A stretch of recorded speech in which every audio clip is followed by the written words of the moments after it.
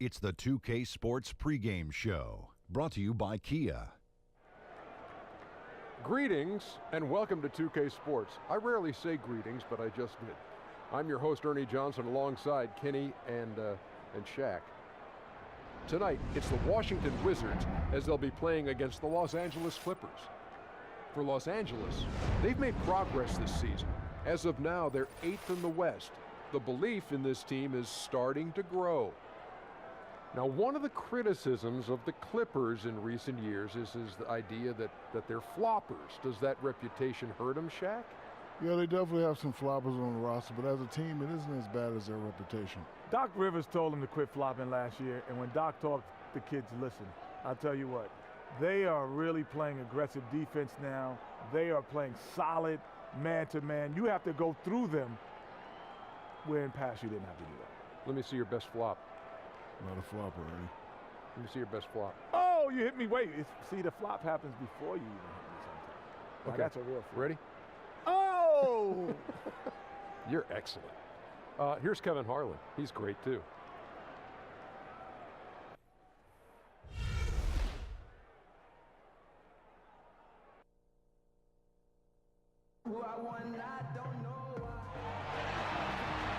It's the home of the Wizards here in Washington, D.C. as we bring you an interconference match here at the Verizon Center. Welcome, folks, and thanks for sharing part of your weekend with us here at 2K Sports. Along with Greg Anthony and Doris Burke, I'm Kevin Harlan. David Aldridge, our sideline reporter.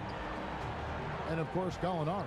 A lot of what he's been doing in his first several games with this new team, just feeling things out, using that basketball instinct and learning the playbook. And speaking of the trade, I spoke to him earlier, and man, was he excited about getting the opportunity at a fresh start. He thinks he'll be able to get them to that next level, and I'm sure that's what their thought process was when they made the deal. Let's get a quick pregame update from David Aldridge, who had a chance to talk with head coach Scott Brooks. Well, guys, he told me that today is all about setting the tone for the rest of the season series with this team. He said they're going to be a tough opponent for us every time we see them. And we've got to let them know right now, today, that we're going to be just as tough for them. We'll find out, indeed, if they can set the right tone, Kevin.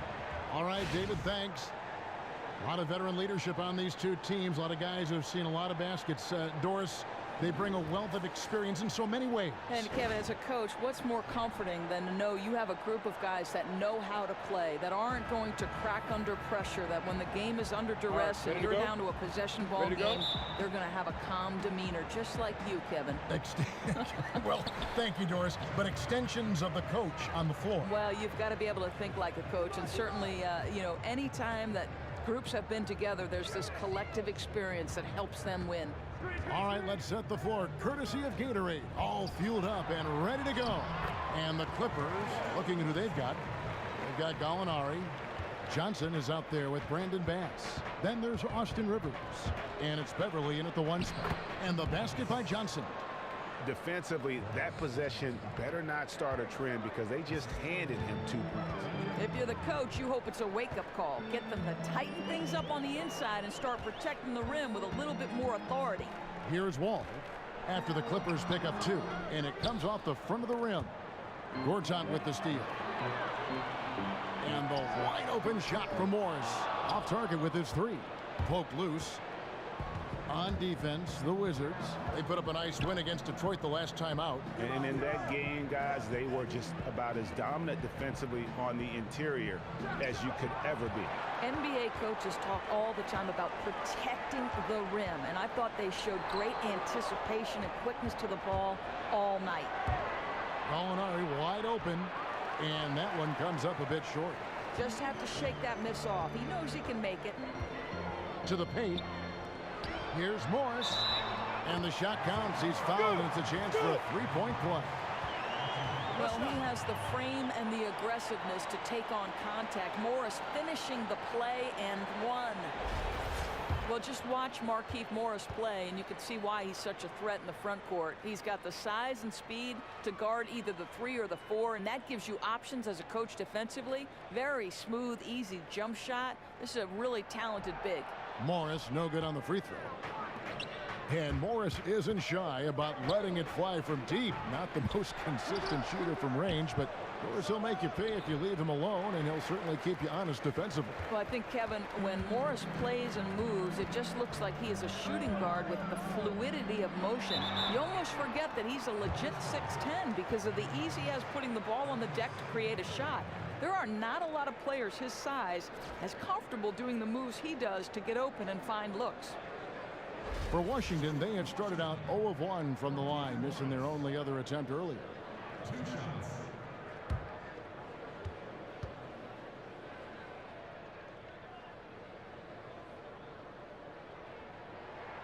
And that one misses. Boy, when you see Markieff Morris, you can't help but think about what went down in Phoenix with him. There certainly was some fighting going on between him and other teammates. He demanded a trade several times, eventually just taken out of the rotation, even though his skill was good enough to be on the floor. And the Clippers making a change here. Decker's checked in.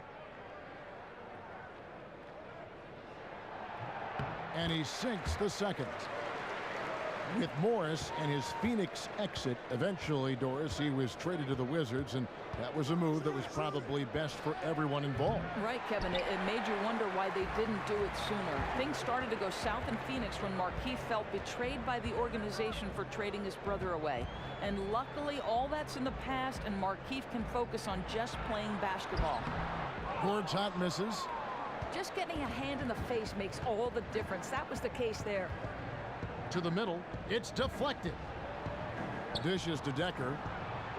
And the 3 ball is good.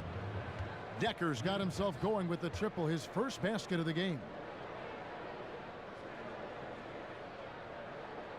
First quarter of basketball, just over 2.5 minutes play. Morris a screen. And Wall kicks to Morris, and the ball goes out of bounds. Last touch by Wall. Just a moment to look back at how things were last season for this team as we look at the shot breakdown for the Clippers. And they really feasted from beyond the arc. Quantity and quality. Boy, they filled it up. And when you can punish a defense like that from long range, it can be demoralizing. Clippers have gone just 2 of 7 so far. A little bit of a slow start for them. Decker kicks to Beverly. First quarter of play, we're about 3 minutes in. And oh, here we go. Wall, no ball. And really just straight to the basket with a full head of steam. You know, why waste any time? When the floor's that open, you might as well take it all the way home. That was a nice replay brought to you by Kia. Here's Morris. Here's Porter. No good. Good D by Johnson. The Clippers trail. And that's a foul called on Bradley Beal. That's his first foul.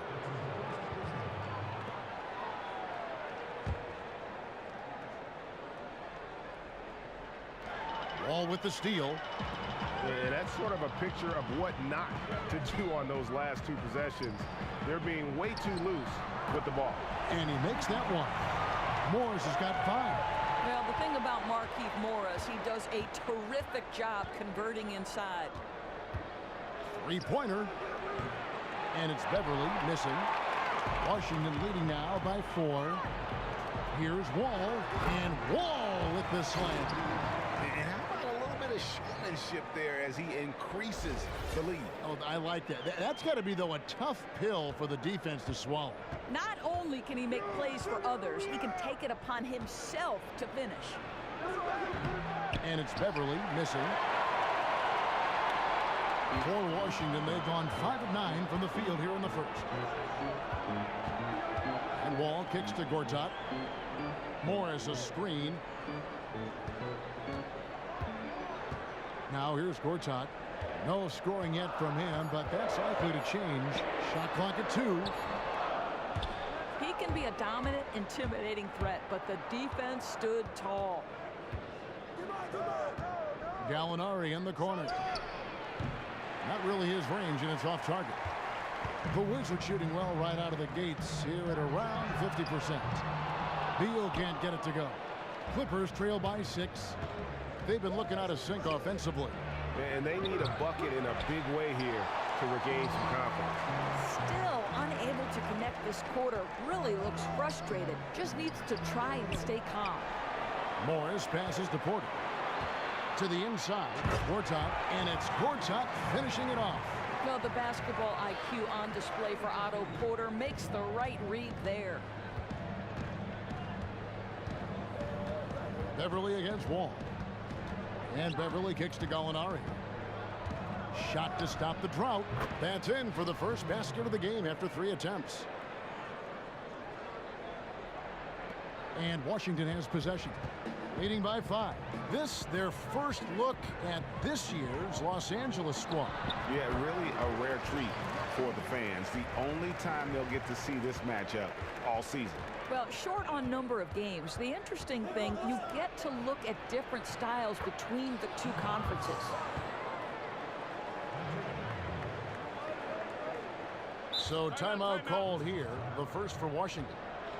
Start it.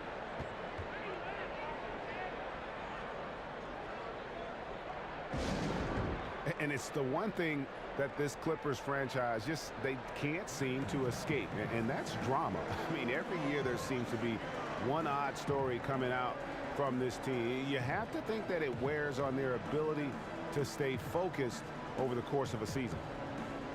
And with the Clippers and their drama, most recently, Greg, it had been Blake's off-the-court incident and the team convincing DeAndre Jordan to stay. Yeah, and there's a reason why the Clippers play in the land of Hollywood dramas, right? I mean, you would think if they can make it through a season drama-free, they could be scary.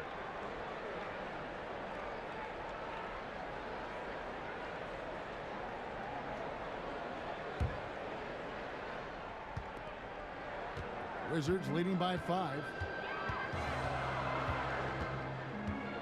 And Wall kicks to Porter. There's a screen by Gortat. Beal dishes to Morris. And here's Wall outside. No good, and he's 3 of 6 from the floor. Poked loose. Here's Beal, and finished off by Beal. Oh, slicing into the lane. Nice take by Bradley Beal. Clippers trail by 7. Beverly with the ball. Taking a look at his stats, he's averaging around 7.5 points a game. Decker passes to Gallinari. He dishes it to Rivers. Down to 5 on the shot clock. Takes it from 10. Up again. Controls the rebound and puts it back up and in. That is really good work there on the offensive glass. Washington's gone 0 of 3 from three-point land. Nothing yet going outside. And Wall kicks to Beal. Oh, and here comes Rivers all alone. And that one drops. Now just a 3-point Wizards lead. And every once in a while, he'll show up and give you some great moves around the hoop. Beverly against Wall. Kicks it to Porter. Launches it. That's good. And so Wall with the assist. Porter's got himself on the board with 3 there. Timely passing leads to assists, and that's been the recipe for success. Here's Decker. And he was fouled on the way up. 2 free throws now for him. So many times basketball can imitate life and vice versa. Doris, what life lessons have you learned through playing basketball? I would tell you it's shaped every phase of my life, Kevin. It taught me work habits necessary for success. It taught me that my success very often is contingent on the success of people around me, that it's important that I'm pulling in the same direction as the people who are trying to lead me. It's also brought me some of the best friendships in my life. So basketball has meant just about everything it could to someone. Well said. Well said. And Washington going with a whole new group here.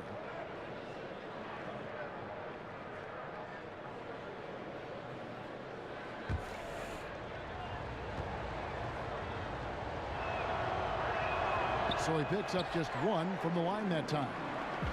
Now for the Wizards, we know their playoff hopes always hinge on the continued all-star play of point guard John Wall. He's the engine. There's no doubt that makes everything go for this team offensively. And I like how he puts himself in position there to finish on the break. You know, true. He got to the spot where there's nothing a defender could do to stop him. Here's Satoransky. Taking a look at his numbers, he averages about 7 points a game. And it's Mahimi finishing it off. That's picture-perfect timing on that play on the part of both the passer and the cutter. Outside Williams, the dish to Decker. Pass to Stevenson, fires the three. Washington with the rebound. And Torres, the Wizards, one of the better passing teams in the league last season, tied for third most assists, and the turnovers not bad at all. Well, I think, Kevin, so much of the play creation responsibility falls on John Wall's shoulders. And to become more dynamic offensively, I think they need other players on their roster to be more active breaking down the defense. Clippers trail by 5. Outside Williams. Takes it from 10. His first shot is a miss. 0 for 1 to start the contest. Inside, it's stolen by Johnson. And now here comes Williams leading the break. That one falls, coming off the Johnson feed. Williams has got his first bucket of the game, and he's on the board for 3. Washington's gone 1 of 5 from downtown in the first quarter. Points out there have been hard to come by. Mahimi a screen. Satoransky gets the bucket, and the Wizards lead by 4. Now, I'm not sure who was supposed to be on him that possession. I mean, apparently neither did the defenders. Johnson outside. On the wing, Williams. From deep. Another miss by Williams. The defense fortunate that he didn't burn them there. You'd have to think he wouldn't miss that again. Now, here's Meeks. Tight defense on him. And honestly, not real happy with the shot selection on that one. He knows it. He just got locked into scoring mode and couldn't get out of it. And there's the pass to Satoransky.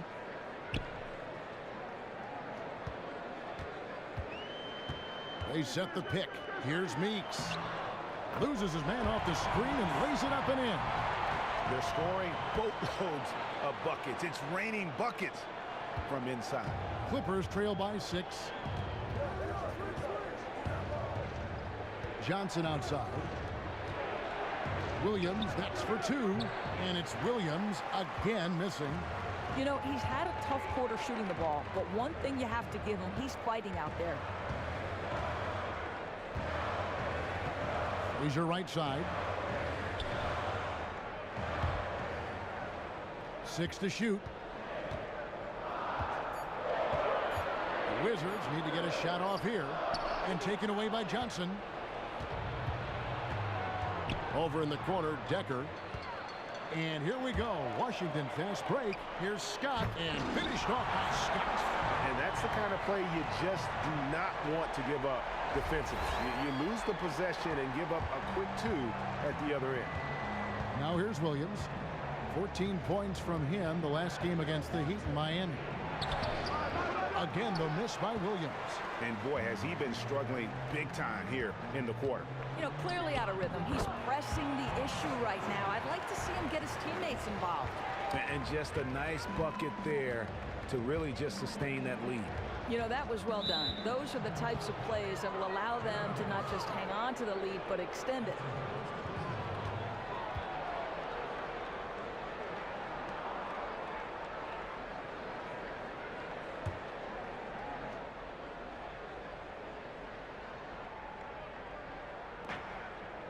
Johnson, the pass to Stevenson. It's good with the assist that time from Johnson. Oh, such a field shot there, the floater. Washington leading now by 8. Frazier outside. Pass to Satoransky.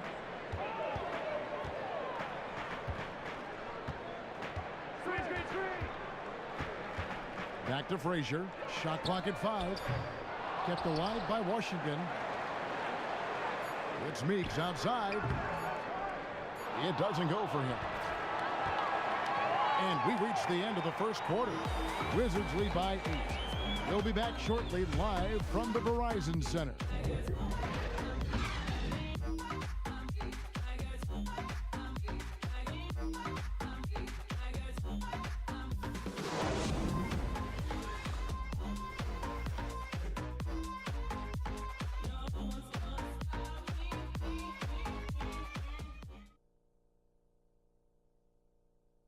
And a chance to hear from Bradley Beal. He came from a football family in St. Louis, but said his mother introduced him to the game of basketball at a young age.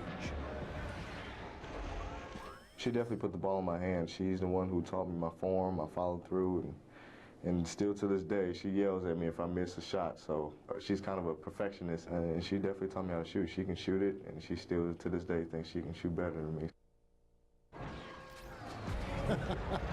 Maybe some other NBA players should be practicing with Bradley Beal's mom, because she has definitely honed something special into him. To be sure. Now, I'm just not sure some of the more delicate NBA egos could handle her trash talking once she beats them in a game of horse. And the first quarter is in the books. Second about ready to get underway. And when you consider how the Wizards are doing, guys, your thoughts? I just really like what we're seeing from a defensive standpoint, forcing a lot of turnovers with those quick hands. Well, you can't afford to show these guys the ball because they'll pick it from you quick, and that's helped account for this lead. Frazier is out there with Jody Meeks, and there's Ian Mahinmi. Then it's Mike Scott, and it's Zadaransky in at the 3. That's the group on the floor right now for Washington. And it's out of bounds. The Wizards will take it the other way. John Wall's checked in for Tim Frazier.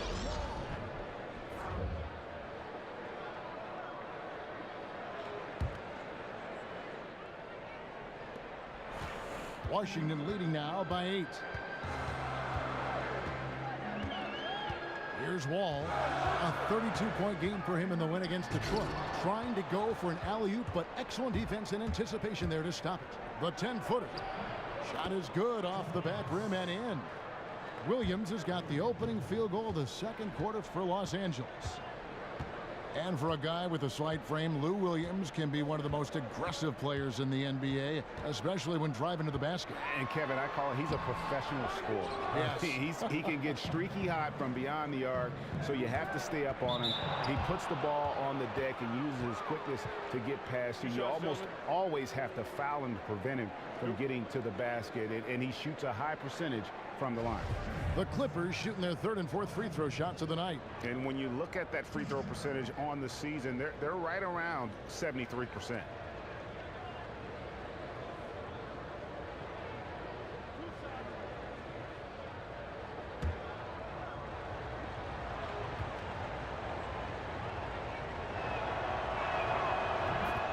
The free throw drops for Rivers. Doris, you've worked with so many coaches in so many different ways throughout your career. You were a player and you were an assistant coach yourself, and as a broadcaster now, do you ever see yourself maybe back on the sidelines? Yeah, you know, that's how I started my career, Kevin. I've always thought that when my broadcasting career is over, I miss the competition. I miss working with a group of players to sort of achieve something special. So no question I see myself back there. And the Wizards looking to play a more spread out system, spacing the floor with shooters. As you know, though, Kevin, it's not just about shooting. To play that style, you need players who can shoot the 3 and attack closeouts off the bounce to create for themselves or teammates. That's where some of their players need to grow. If he were shooting even a little better, they would have a much bigger lead.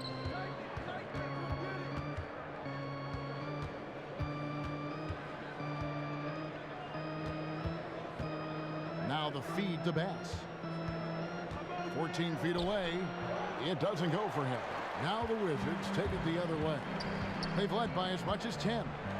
Following this game, they'll hit the road to challenge the Pacers at Pacers Arena in Indianapolis.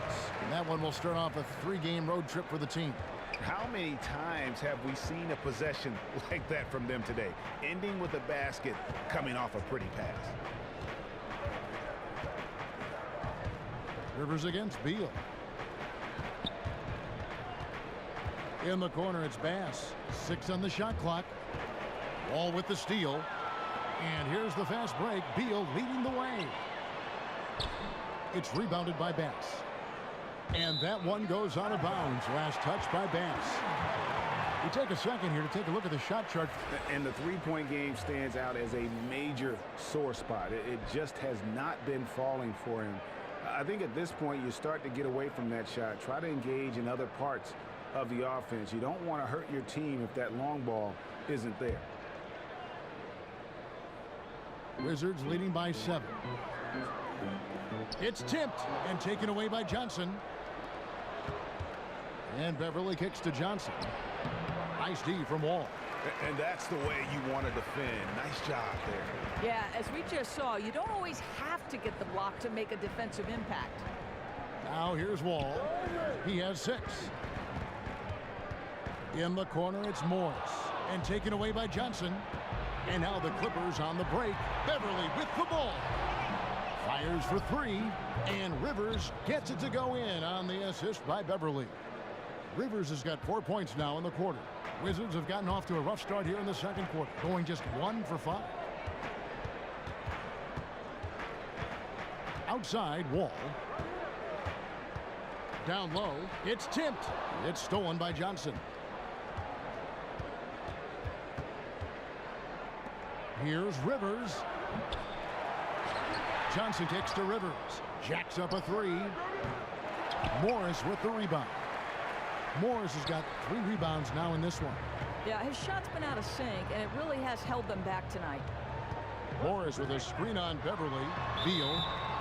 And so he draws the foul on the shot. A trip to the line to shoot 2.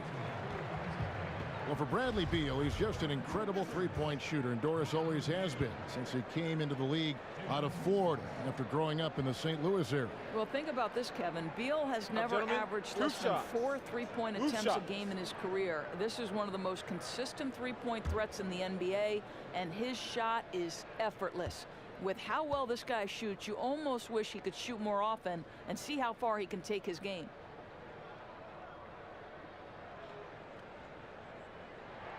And the first one at the line is good. The third pick back in 2012 after 1 season at Florida. Beal is one to watch. Such an exciting talent.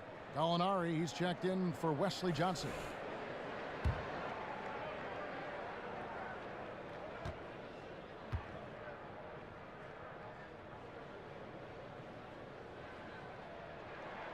Good on both. You know, we've seen the last few seasons Bradley Beal take a big jump as a player, and it's not only his ability to knock down threes, that he's always been able to do. It's his overall offensive and defensive game where he's more complete. Wizards leading by 6. Morris left side. Here's Porter. Good on the bucket. Porter's got 5. They are just killing him on the interior. And for Beal, who continues to improve, he knows that in order to be a game changer, Doris, on the floor, he has to be deadly wherever he is with the ball. You know, I think, Kevin, there is no doubt that Beal can take his game to another level this season. He's done much better moving without the ball to get easy looks and create space, and he is much more engaged in the little things that you need to be an elite shooting guard.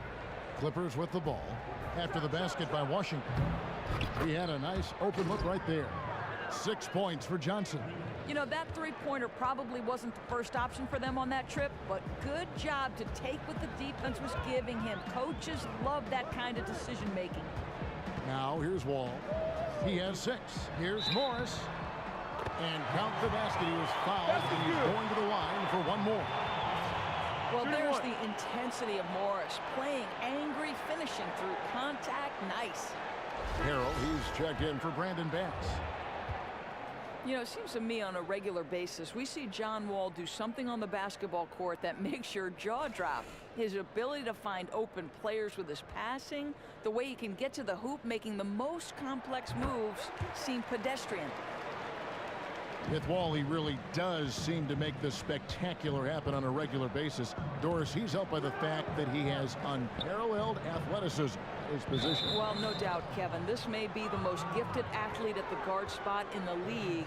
And once that was Wall's main strength, but he has taken big steps to shore up the rest of his game. His passing and decision-making have come a long way, and he continues to find ways to be a better point guard. Now here's Johnson. He has 6. Just 5 to shoot.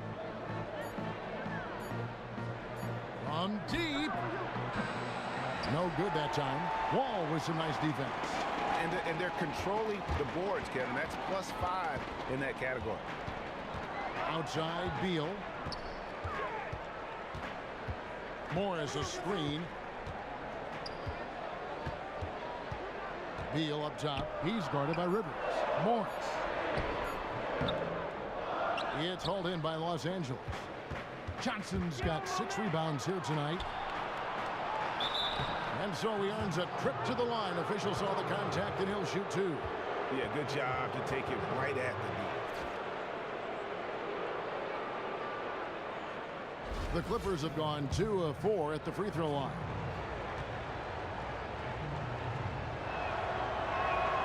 That free throw, no good. Doris is looking around the league. Who are some of the players that you feel are underrated or don't get the kind of credit for what they do night in and night out? Yeah, the first guy that comes to mind, and I know just the respect that coaches have for him, is Paul Millsap, right? I mean, this is a guy who is a little bit undersized to play the power forward, has got to use his speed and his guile to be effective around the rim, works so hard to develop that perimeter game. Kyle Lowry, right? Dynamic in terms of his scoring ability, his toughness. He's absolutely the personality that drives that. And maybe Isaiah Thomas. Interesting. Yeah, I think so. You know? 5'9". Right, 5'9", but I'll tell you, the guy's got guts when the game is on the line. Boston was able to be competitive before he arrived. They couldn't close games until he arrived. Clippers trail by 8. And Beverly kicks to go. Wow. And I got to say, sort of surprising he goes for a slam that difficult when they're trailing. But still a magnificent move to the rim. Now here's Wall. He has 6. And Gortat kicks to Wall. Feeds to Morris. And the shot counts. He's fouled, and it's a chance for a 3-point play.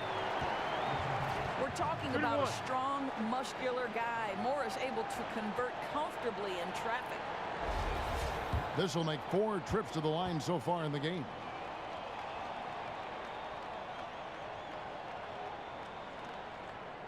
Free throw good for Morris. We all know John Wall has been the subject of media scrutiny during his tenure in D.C. and so much expected out of him that when the team comes up short, obviously the blame falls on him. He is the leader, but sometimes it feels as if he's the only player to get blamed. Well, with Wall and the media, Wall himself said that he'll make sure to read every critical piece about him.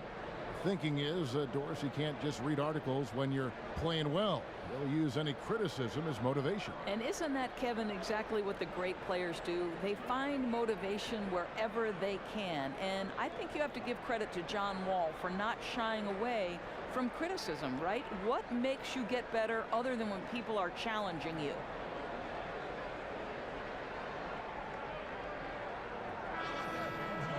And let's bring up a list of some of the NBA's hottest players.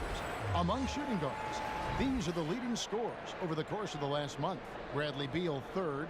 And this is the cream of the crop at the 2-guard spot. I mean, strictly in terms of their scoring ability and the ease with which they can overwhelm would-be defenders. You know, and that's why it often requires more than one man to defend against any of them. These players draw more double teams than any group in the league, and they still are able to put up points at a devastating rate. Now, here is Gallinari. Beal with the steal.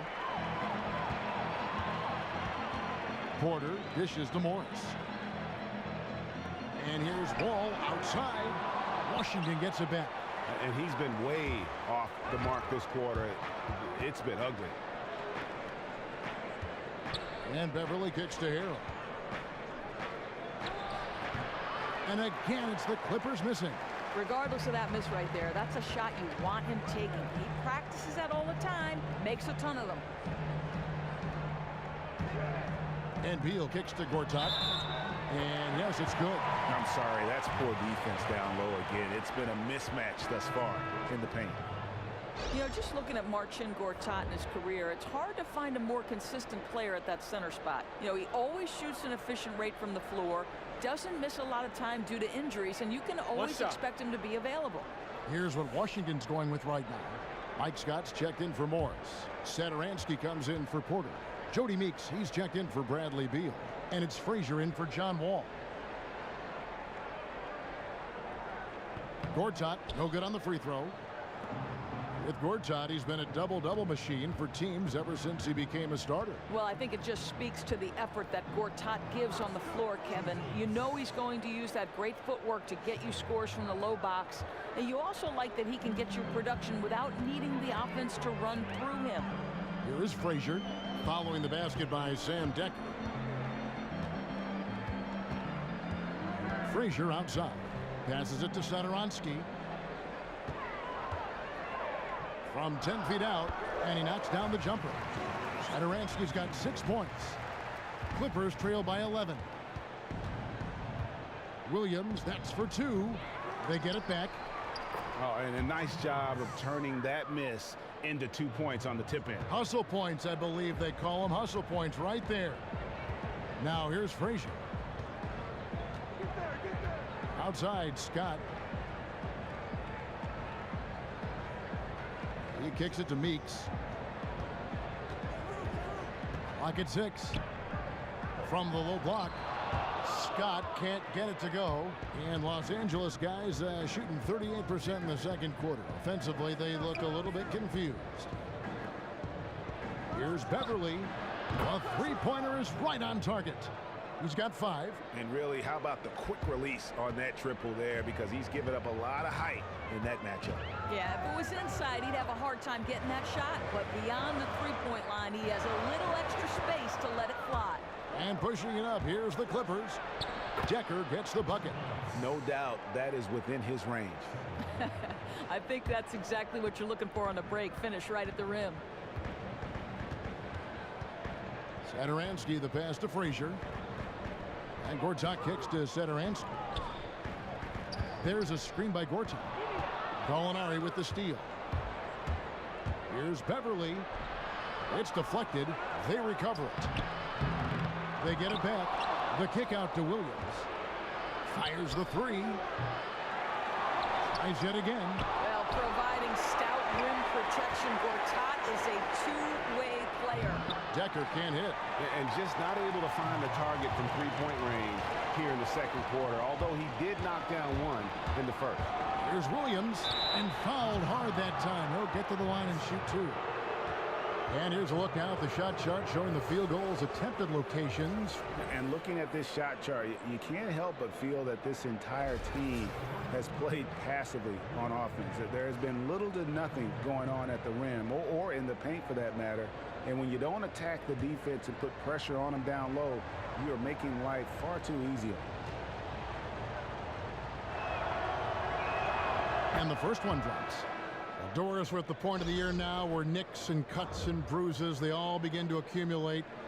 Depth is such an important thing for teams, isn't it? I think it's hard to win in the NBA without some measure of depth. You think over 82 games, inevitably somebody's going to be nicked up to the point where playing effectively is going to be a problem. I don't think, Kevin, in this day and age, and Golden State's a perfect example how crucial depth is to winning. And for a coaching staff to sell the fact that, hey, your chance is right around the corner. And I think that's one thing that surprises me is how an NBA player could not play for maybe 2 months, but they keep themselves, because of their level of professionalism, they keep themselves always ready. Isn't that amazing? Amazing. Wow.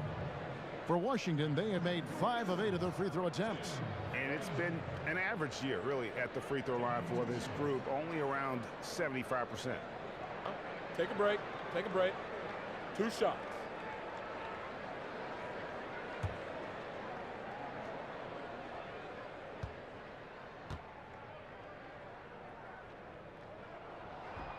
And he makes the first.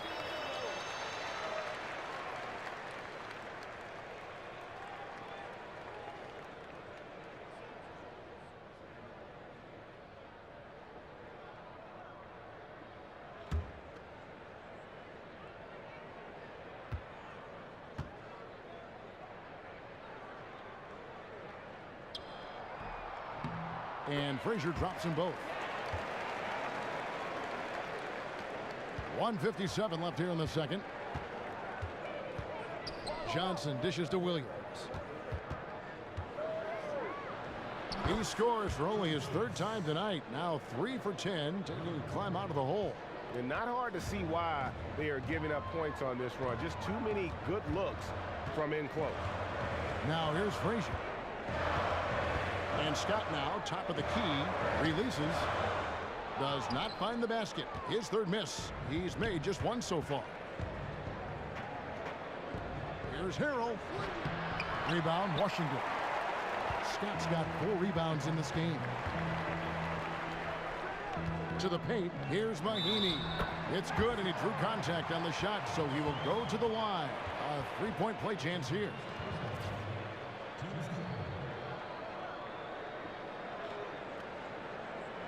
He's getting his first free throw attempt of the game here.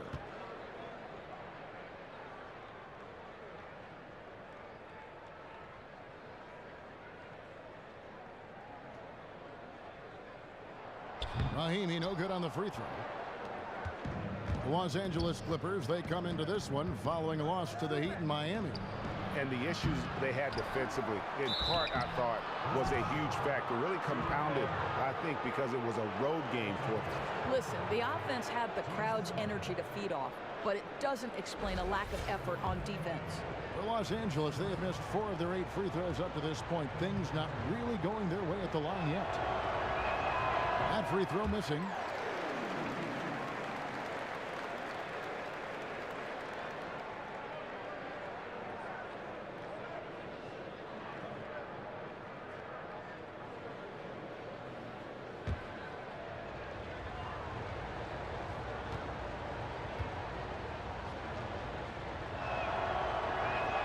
And he sinks the 2nd. And they're getting to the line a lot in this quarter, guys, and it hasn't been by accident. Wizards leading by 4. Frazier kicks to Scott. He feeds it to Meeks. Back to Scott. Oh, and here comes Johnson all alone. And the officials whistle a foul on the shot. The bucket's good. He'll go to the line. The Clippers have shot 50% from the line on 10 attempts. That's a few too many misses.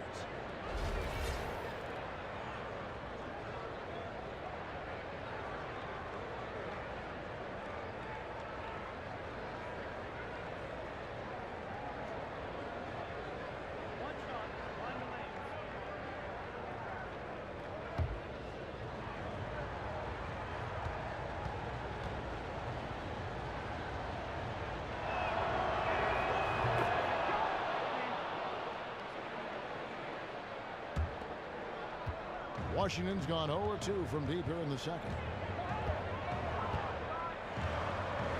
Here's Satoransky. He has 6. Meeks passes to Mahinmi. Back to Meeks. The 3. Rebound by Harrell. Harrell's got 4 rebounds in this game. Decker kicks to Williams.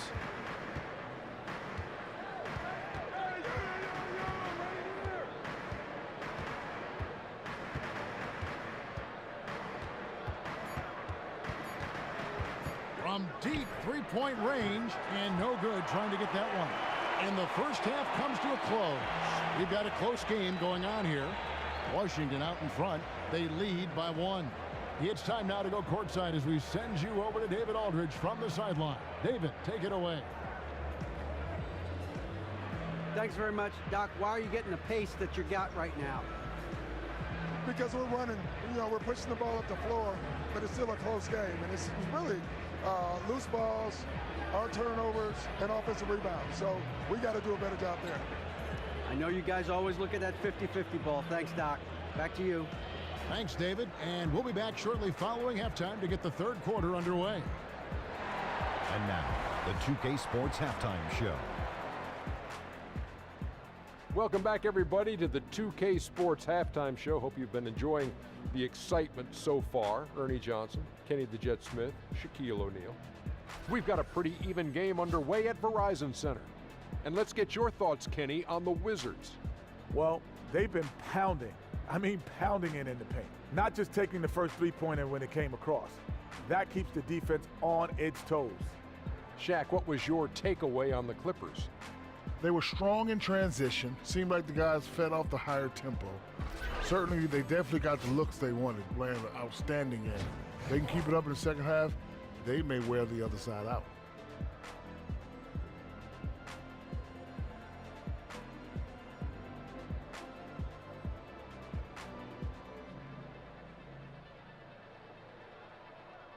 So that'll do it for now as we send you courtside with Kevin Harlan and the rest of the 2K crew for the start of the second half.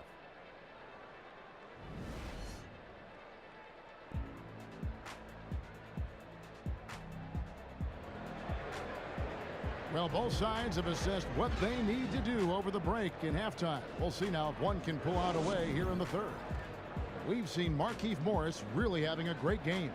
Yeah, how about that first half? He's already scored more points than he averages on the season. Well, the defense dared him to shoot, and once he gained a little bit of confidence, he just kept going.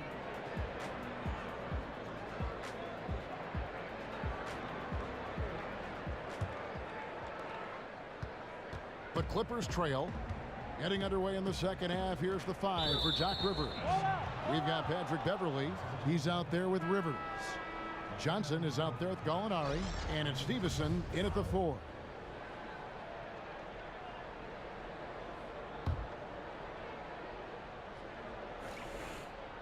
And here is Los Angeles now. Offensive rebound. Bass. And the go-ahead bucket, no good.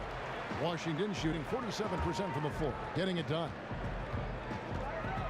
And Wall kicks to Porter. Dishes it to Gortat. Goes up on the wing, and he connects with the jumper. Gortat's got the first basket of the second half. That one for the Wizards. Well, 2016 guys saw great stride for Otto Porter in his career. He got off to that slow start, remember, the first 2 years. But finally, when he got consistent minutes, he answered nicely. Career highs across the board for him, and you can see why this team thinks he's got a bright future. Now, here is Gortat. Beal up top. And a foul on the shot. He'll go to the stripe for 2. That one on Gallinari. And with Porter, so many were quick to dismiss his place, Doris, in the NBA after a few slow years to start his career. And I think, Kevin, that goes back to where he was picked in the draft, 3rd overall. And when you're a top 3 pick, fans want instant production. And Porter was always the kind of player that needed time to adjust to this league. Luckily, the organization believed in him, stuck with him. He's made huge improvements across the board.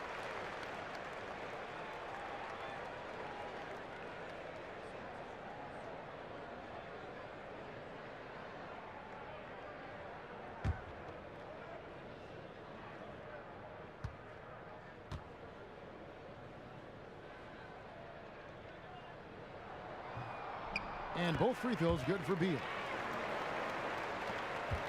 About 1 minute played here in the second half. And here's Beverly. Gallinari outside.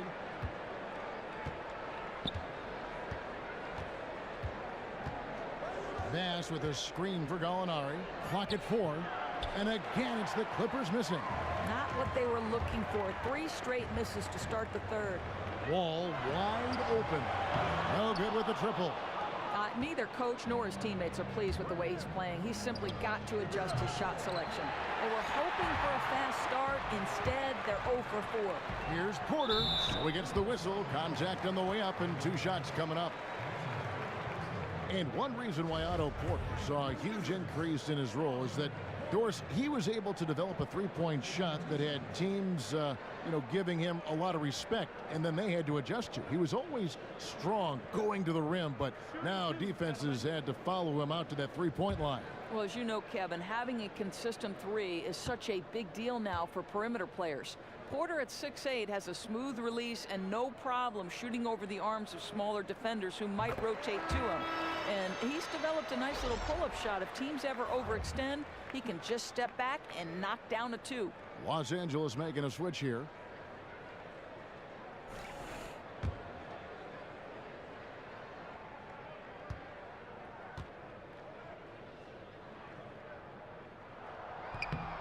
And Porter drops them both. You guys look at a guy like Otto Porter, and it seems like he's coming into his own in this league. He scuffled a bit, certainly, in his first season, but a key piece for this group moving forward. Great open look there.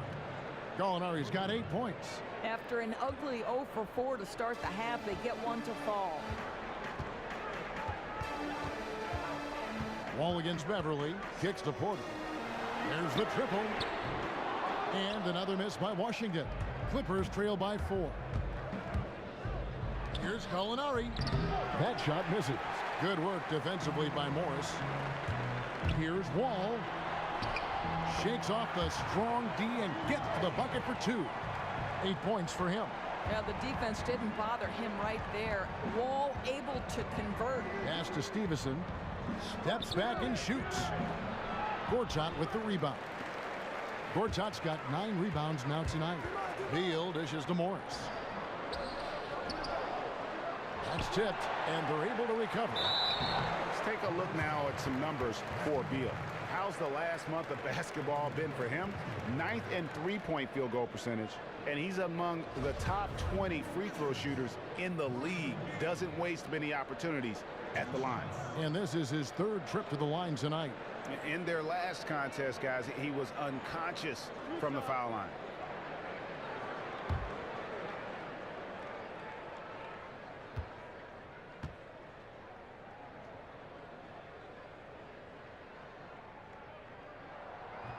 And he knocks down the first one. Impeccable from the line since halftime.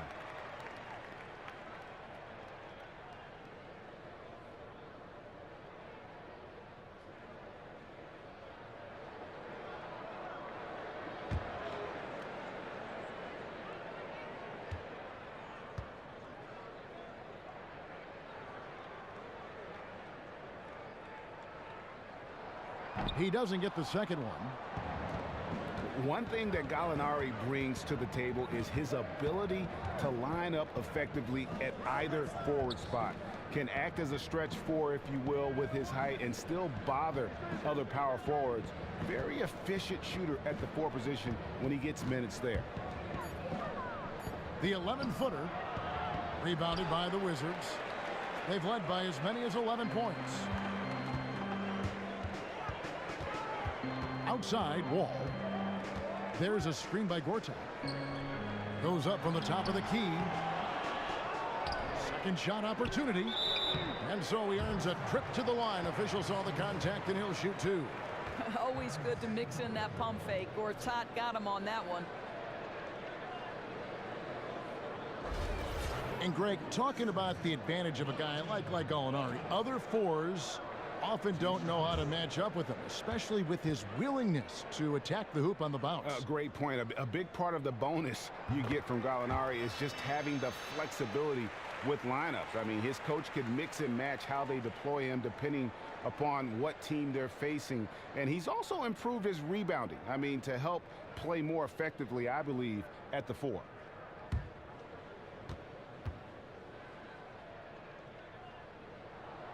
Both free throws good from Gortat. Yeah, and their free throw shooting has really improved here in the second half. Now Beverly, 5 points in the game. He dishes it to Gallinari. The pass to Stevenson. They set the pick. Beverly. The Clippers keep it alive. There's the dish to Rivers. Gallinari, the open look. The 18-footer is right on the mark. Gallinari's got 5 points in the quarter. Wizards leading by 7. Now here's Beal. 9 points in the game so far. It's tipped. Dives for it. Gortat, the pass to Wall. Count that one. Wall's got 10. Well, the spot-up opportunity, right? A nice confidence booster for John Wall. Rivers kicks to Beverly. Pass to Stevenson. Here's Johnson. Gortat with the block. Porter dishes to Wall. Outside for Beal. From downtown. Outside, Wall. There's the feed to Porter. Passes it to Morris. Tries yet again. A layup good by Porter. Porter's got the lead up to 11 now for the Wizards. Well, not too slim to mix it up inside. Nice work by Porter. Los Angeles calls timeout.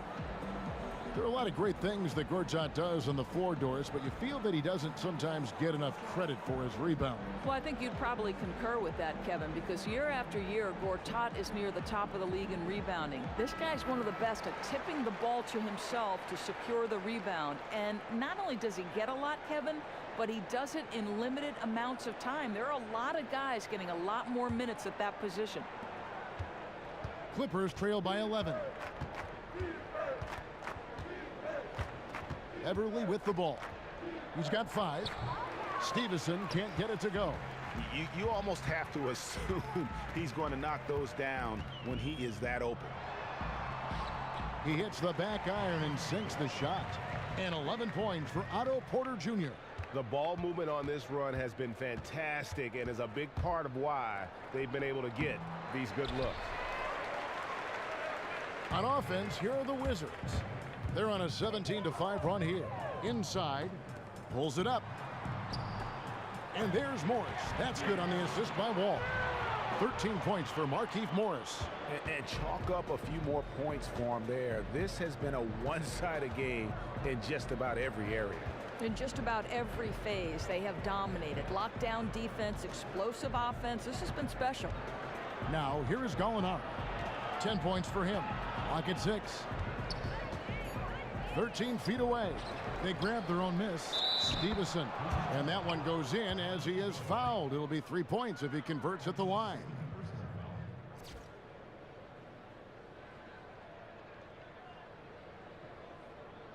So for the Wizards, Mahimi comes in for Gortat. And it's Jody Meeks in for Otto Porter Jr.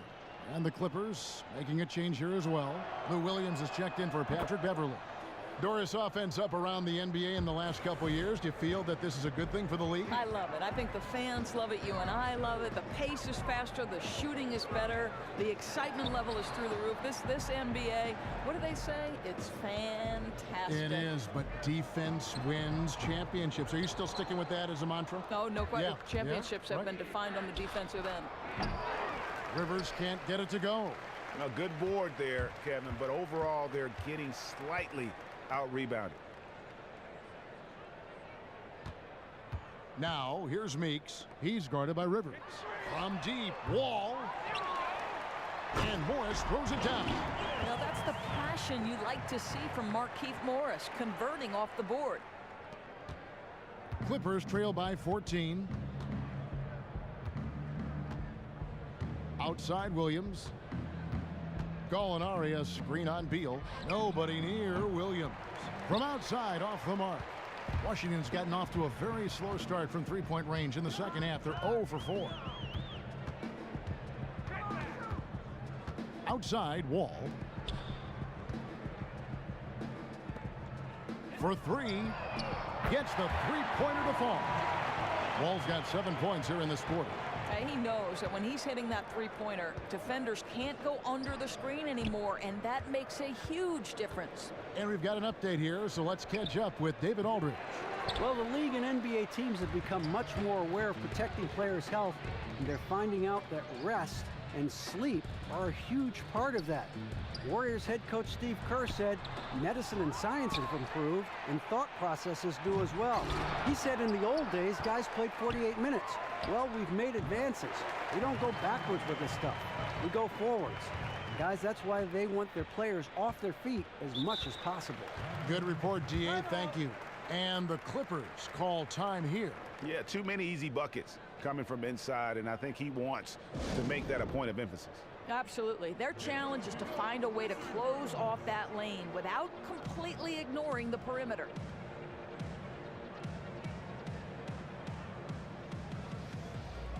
So for the Wizards, Mike Scott's checked in for Markieff Morris. Satoransky comes in for Bradley Beal. And it's Frazier in for John Wall.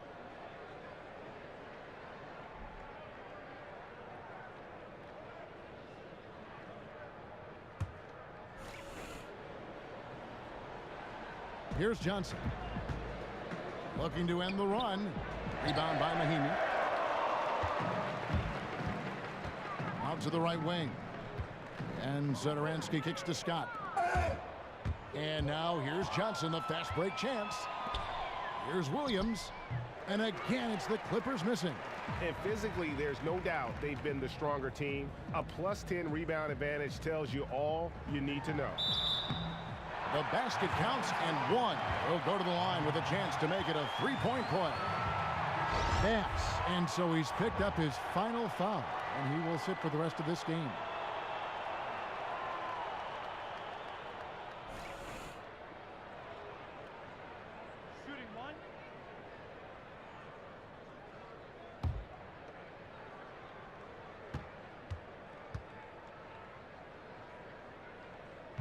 That's good from Scott.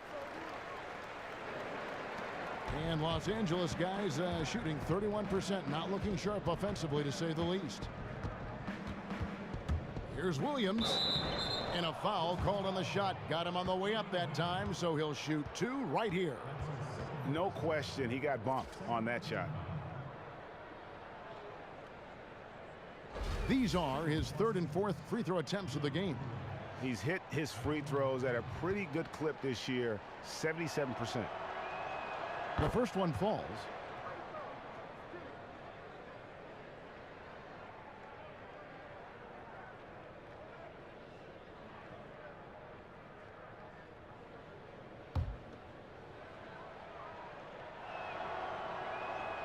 And both free throws good for Williams. Washington leading now by 20. Frazier outside. Feeds it to Scott. They set the pick. And stolen by Harrell. One-on-one here. And Decker stabs it in. And one area where they haven't struggled has been transition. Yeah, they've had less success when they allow the defense to get set. That's why they want to keep pushing the pace. Now, here's Scott. The rebound by Stevenson. And the wide open shot from Decker. Good, and it's Williams who picks up the assist. That's 12 points for Sam Decker. He's been taking what the defense gives him, shooting a high percentage, and they still trail. Mahimi a screen. Here's Meeks. Mahimi passes to Frazier. His three-pointers off the mark. Clippers trail by 16. Williams dishes to Johnson. There's a good screen. He kicks to Harrell. 5 on the clock. Here's Stevenson. And the shot no good, a bit short. Washington leading now by 16. Here is Frazier. Takes it from 10. Here's Mahimi. And Mahimi with the stuff. And Kevin, the knack for the offensive rebound, a big part of what makes this guy special. Not to mention, Greg, his ability to finish with strength just like that. You know, it's an invaluable asset to have. He's as tenacious down there as anyone. And really just unselfish basketball on the interior. That's the kind of pass a coach loves to see. And Zadaransky kicks to Frazier. Out to the wing. Zadaransky, the pass to Scott. And finished off by Scott. You have to love that passing, Kev. Just the right amount of zip on that bounce pass. And there's the foul. It's on Tim Frazier. That's foul number 2 for him.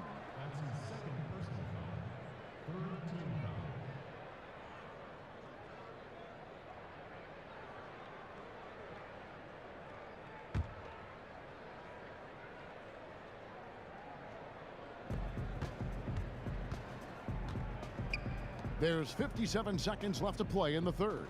Williams for 3. And since halftime, he just doesn't have a clue when it comes to shooting. And a big lead for them on both the scoreboard and the backboard thus far. There's the foul. It's on Mahimi. And that'll be his third foul so far.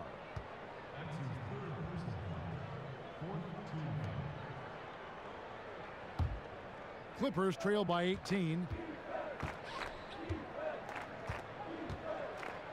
35 seconds left in the third. There's Williams with the three. Here's Harrell, and the rejection by Mahimi. But they recover it. And there's the foul on the shot. He'll go to the line for two.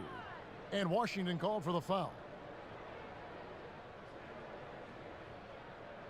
The Clippers have made 9 free throws in the game, 14 attempts.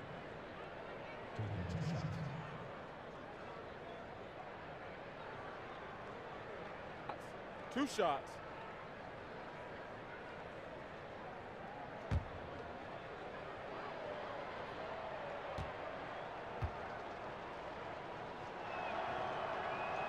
First one falls for him. And even though they're down, they are putting on a show at the free throw line.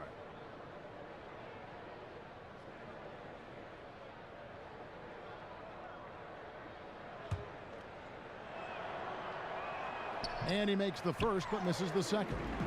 Wizards leading by 17. 3 seconds separate the shot clock and game clock.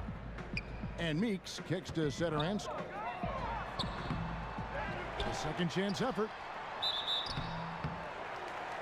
And he was fouled on the way up. 2 free throws now for him. That's his first personal foul. Team suspension. At the line for your Wizards, Jan Mahimi. Taking 2 shots.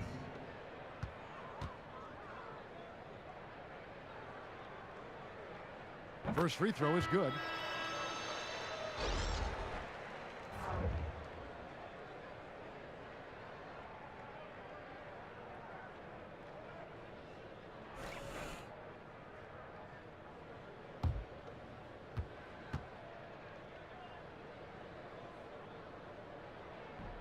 Good on both. And here's Beverly. He has 5. Outside Williams. Offline. Well, through 3/4 of play, down double digits, it may be difficult to overcome. Wizards lead by 19. We'll be back shortly live from the Verizon Center.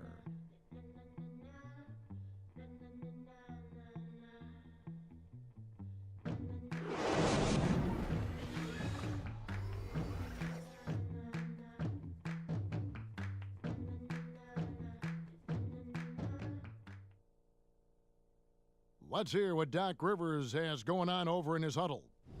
Hey guys, I told you, 1 bucket at a time, all right? 1 bucket at a time and extra passes. Extra passes. Let's go, baby. Doc Rivers keeping his guys focused on the moment, trying to maximize the results of each possession.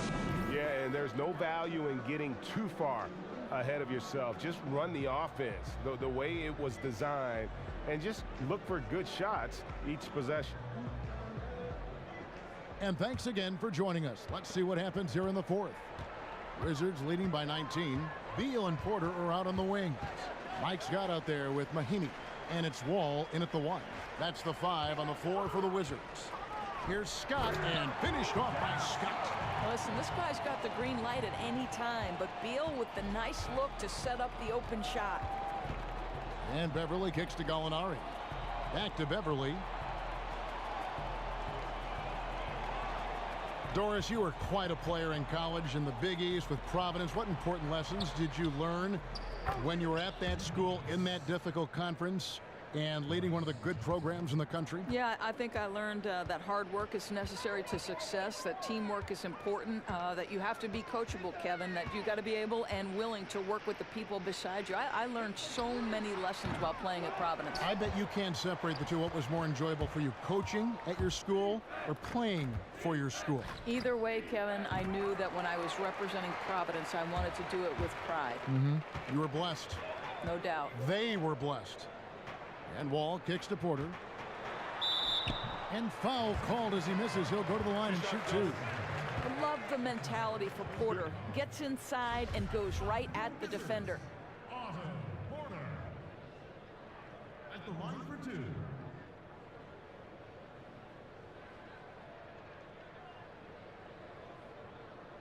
Two.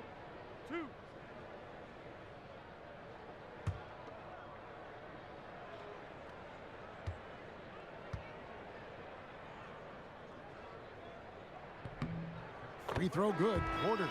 And you really have to like what they're doing at the line in this half. Free throw percentage now up around 92%.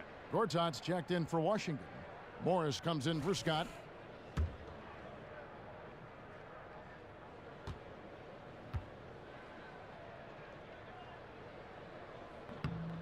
And Porter drops them both. And after attempting no free throws in the first half, now he's putting the defense back on its heels. Johnson sends the screen for Beverly. Johnson kicks to Gallinari. Johnson the screen. Gallinari outside. Just 4 to shoot. From beyond the arc. That shot no good. Gortat with the defensive effort. It's Wall with the drive. And there's the whistle. Fouled hard on the shot. He'll go to the line. Aldor, is clear that the NBA has moved more and more to being a league that uses the three-pointer to its advantage. How do you feel about that direction the game is going? Well, it's exciting. I don't think you can deny. What I wonder is, are they going to have to keep backing up the three-point line with as far back as Steph Curry and these guys seem to be shooting it? You know, the geometry of the floor seems to be changing. It seems that way. What would you rather see, a great dunk or just this outstanding three-point shooting of like a Steph Curry? I love the shooting. I love the shooting. I love the shooting. I'm with you. I agree with you that the skill level of these players is off the charts, and the fact that Steph Curry is literally changing the way defenses think about guarding. They're now not going to the paint to protect. They're extending to the three-point line. It is a revolution in how to guard in the league. Why now with him and not with Ray Allen or Miller before him? I think because of the high volume and the places on the floor within which he's doing it. As great as Ray Allen was, and he was and is the best all time in terms of number of threes made, that's not going to last long because Steph Curry's range is step across half court, and you got to check that guy. And team success championships are followed. That's exactly right. Here's Wall. Gallinari making his last shot. Outside, Beal. And here's Morris for three. Gallinari with the rebound. Gallinari's got his 4th rebound in this one. And over 2.5 minutes in the books here in the 4th. And here they go. Here's Beal. Here's Morris. Got a piece of it. Now Johnson. Here's Rivers. That's in, coming off the assist from Johnson. Johnson's got 3 assists in the game. Wizards leading by 20. Outside, Wall. Morris a screen. Back to Wall. Fires from deep. Good on the triple. Wall's got 13 points here in the second half alone. And that's his 2nd triple of the half. None for him going into the break. Los Angeles calls timeout.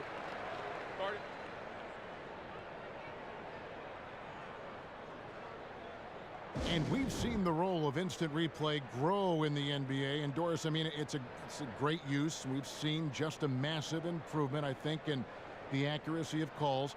Just how big an impact has this had, in your opinion, in end-of-game situations?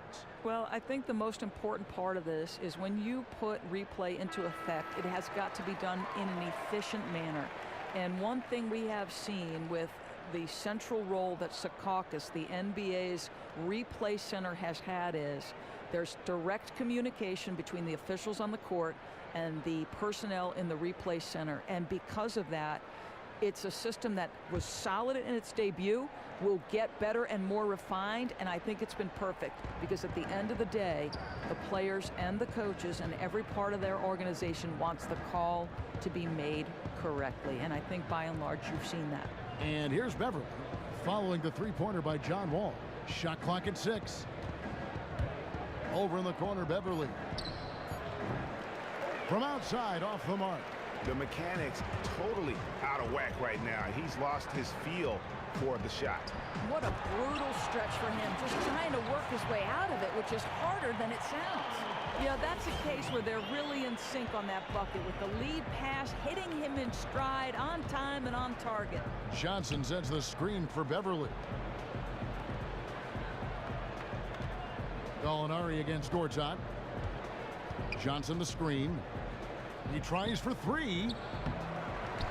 Out to Gallinari. And the Clippers miss again. Hey, the defense is content to let him prove he can make that shot, and so far, he cannot. And that one's good by Porter. You know, he's been so accurate from the floor tonight, really helping them stay ahead. Guys, they're looking for a way to score here. Yeah, they've had a tough time taking the lid off. And here's Gallinari outside. And again, no good by the Clippers.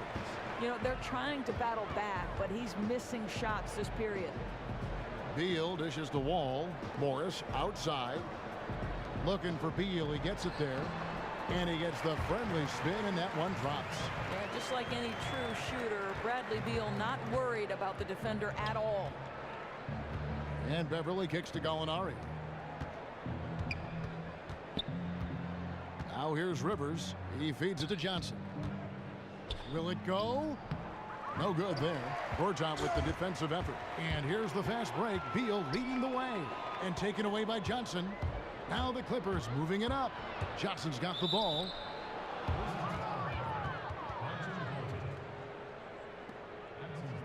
Two shots, gentlemen. Two.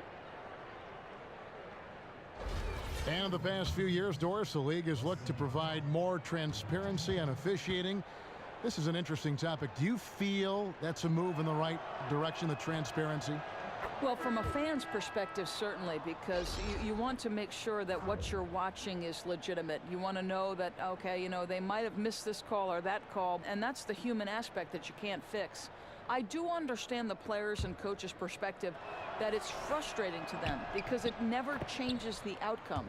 So from their perspective, they're sitting there saying, don't tell me that. I don't need to know. I already knew. You don't have to confirm my feeling.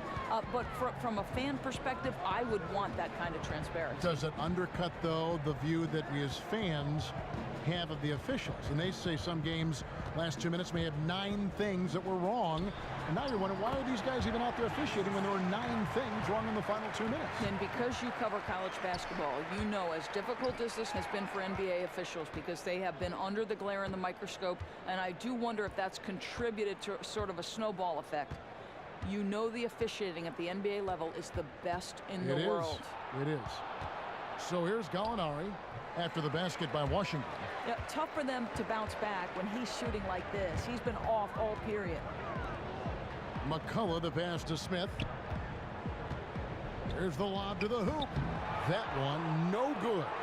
It's hard not to go for it when you see the chance for that alley-oop. So much of this game. Oh! Wow. And that's a double-double for him now. 10 points and 13 rebounds. And slams it home and gets some camera time on the end of it. He did. He spent a while up on that rim, didn't he? And the highlight reel replay brought to you by Kia. Good stuff on that Kia Slam Cam. And Los Angeles guys shooting a paltry 33% in the fourth. Not a good showing for this offense. And they'll keep possession. Here's Johnson. Takes a big high bounce and goes in. Johnson's got 6 points in the quarter. Washington's gone 1 of 3 from outside the arc since we've reached the fourth quarter. All with it. Beal gets a wide open look. The Wizards with another miss. Now here is Gallinari. T right on him. Dishes it to Anderson. Good ball movement here by the Clippers.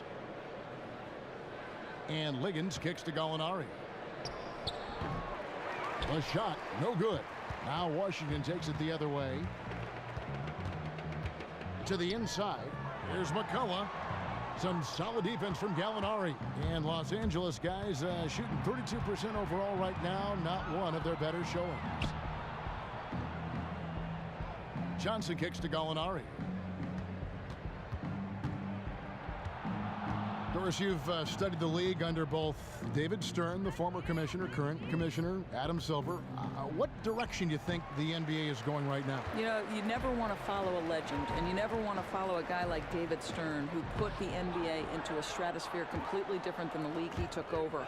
But you talk about a seamless transition and a guy who's paid his dues, so to speak. Adam Silver had been in the NBA office for so long. I love that his leadership style is different. He's not trying to be David Stern. He likes to be inclusive with his leadership. I don't think a commissioner has done a better job taking over for a legend. Open-minded. Totally open. You know what he is? David was perfect for his era. Adam is perfect for this era. Well said. And he can't get the first one. Washington making some changes. Satoransky's checked in for Beal, and Tim Frazier's subbed in for John Wall. Harrell, he's checked in for the Clippers. Williams comes in for Johnson.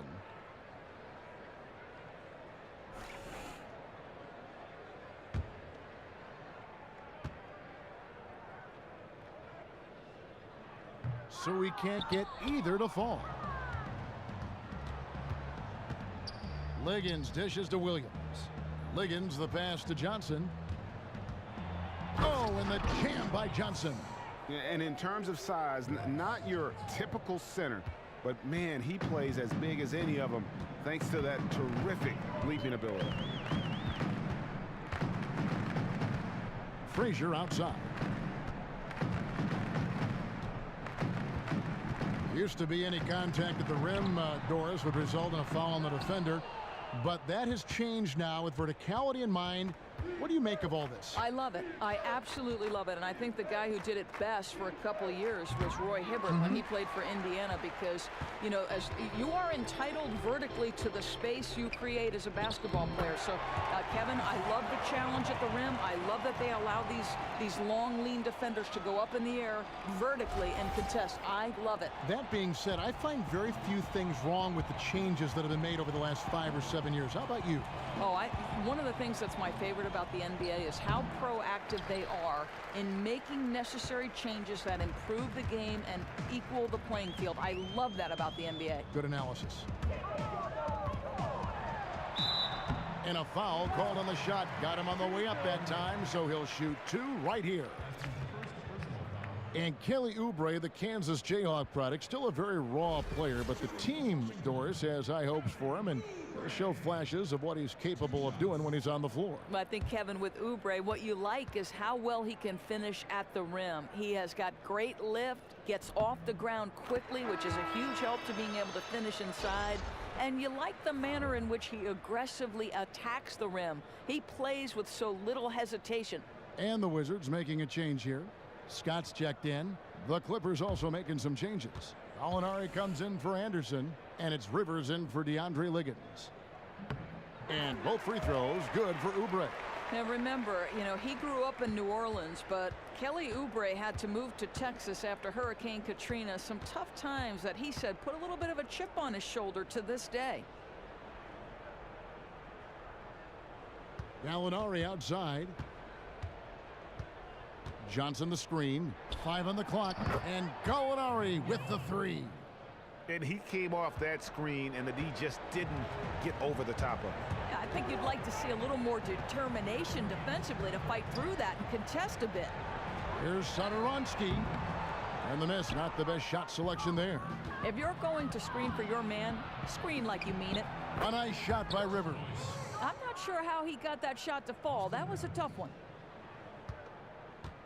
Wizards leading by 22. They set the pick. In the corner, it's Oubre. Gallinari with the steal. On the wing, Williams. Baseline jumper, and it's blocked by Scott. And it's going to be out of bounds. The Clippers will retain possession. And so it's going to end up in the record books as a blowout, a dominating performance for the Wizards. This was a team performing to its fullest capability. A hugely satisfying win.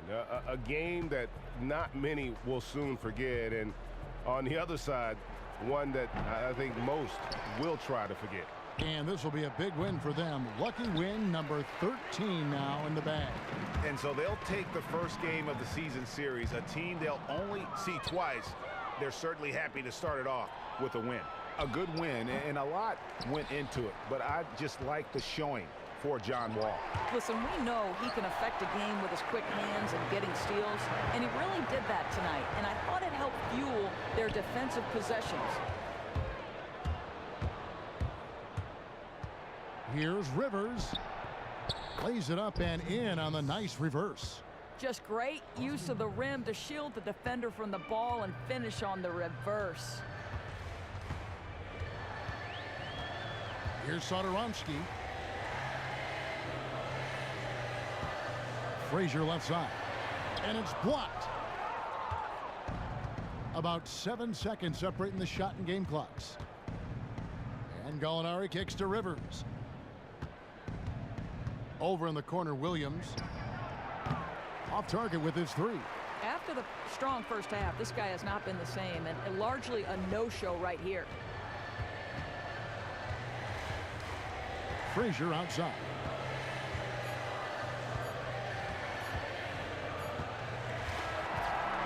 And so it's Washington easily grabbing this one. It was a tale of two teams tonight, one that was in total control, operating flawlessly, and the other just searching for answers that they could never find. I mean, the energy here is just so tremendous. Fans involved from the get-go, and once they started to really pour it on, it was fun to see that rhythm and flow from their perspective.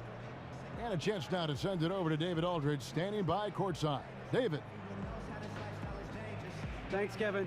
John, coach has talked about pace and space, and he wants you guys to play faster, and it looks like you're really following that lead. Oh, I'm in great pace, man. I kind of really got what he wants to talk about at pace. It don't mean pushing and looking to score every time, but pushing and getting post-ups early, things like that, get the defense moving so we won't have to go too many offensive sets. And I'm figured out a lot in the last 3 games. I've been having good games, and my teammates have been doing a great job. The percentages go up when you shoot early in the clock, and you were able to do it tonight. Thanks, John. Back to you, Kevin. Thank you, David. Great interview once again. And that's going to do it tonight, folks, for our broadcast. For Doris Burke, David Aldridge, Greg Anthony, and the rest of our terrific 2K Sports crew, this is Kevin Harlan saying thanks for watching.